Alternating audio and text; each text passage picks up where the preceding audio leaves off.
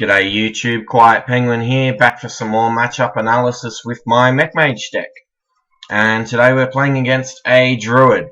Okay, and we're on the draw, and we've got an excellent starting hand here. We're actually going to keep the lot. So we've got a 1, a 2, and thanks to MechWarper into a 3. Or even if this dies, we can play this on turn 3 with a coin. And then we've got a Frostbolt to stop one of his early threats or interact with the board. So this is a great hand here. We can actually keep it all. So this is the exact kind of stuff that you're looking for in your opening hands. And sorry guys, I'm just going to turn that game sound right off so that it's not interfering. There we go. Play out this Cogmaster and we'll get this game started. In general, the Druid matchup can be pretty tough, especially against, say, a Taunt Druid.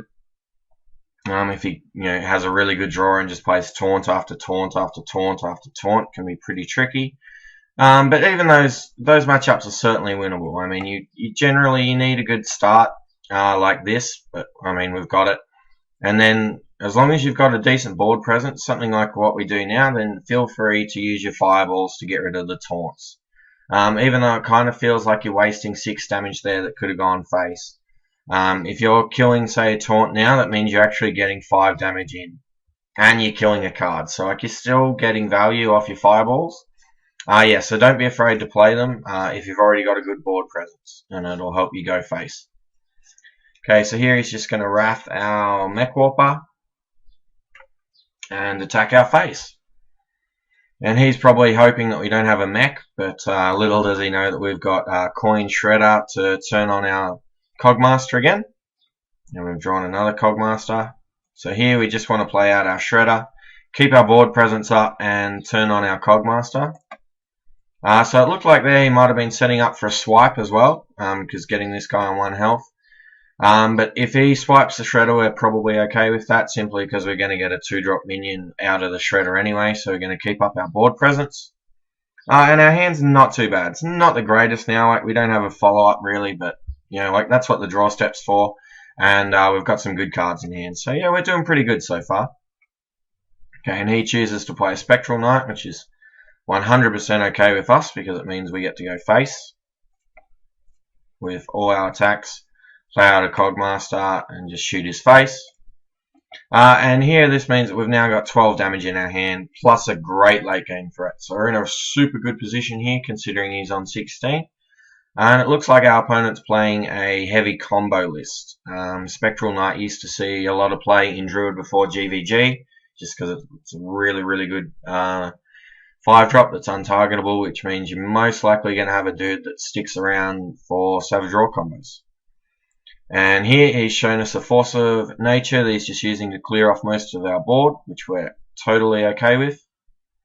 We would like to draw a mech off the top here, but we have a ton in our deck, and we do hit. So here we can just play out a Snow Chugger, attack his face, and ping his face. And as you can see, we've already managed to get him all the way down to 12. So we've actually got enough points of burn in hand now to finish him off. He could play an Ancient of Law here and try to heal up. And that means that generally you really kind of don't want to show your opponent burn until you're killing them, just because that sort of lets you know lets them know what your plan is, and they can generally sort of interact with you a bit better that way. So like he might actually have an Ancient of Law in hand, and he might use it to draw cards next turn. If he feels safe, like here now he has a taunt, so he should be feeling pretty safe. Yeah, you really, you don't want to sort of tick him off to what your plan is if you can help it. Now here we can't really afford to wait 2 more turns just to burn him out. So I'm actually going to waste 1 Frostbolt on his face and ping him. So now we'll have lethal even if he uses hero power. So he needs Ancient of Law here.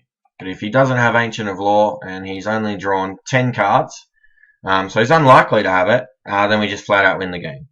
So you just want to be putting yourself in the best position you can to win the game. And that's what we've done here. He's only able to hero power up to 9, and we've got the game. So let's burn him out. And that's generally how my Druid matchups go, guys. I mean, you do need to draw the burn at some stage, and you do need to have that early game board presence to try and get that face damage in early. But if you do, you've got a great shot of winning the game. Thanks for watching, guys. Please like, comment, and subscribe, and I'll see you in the next video.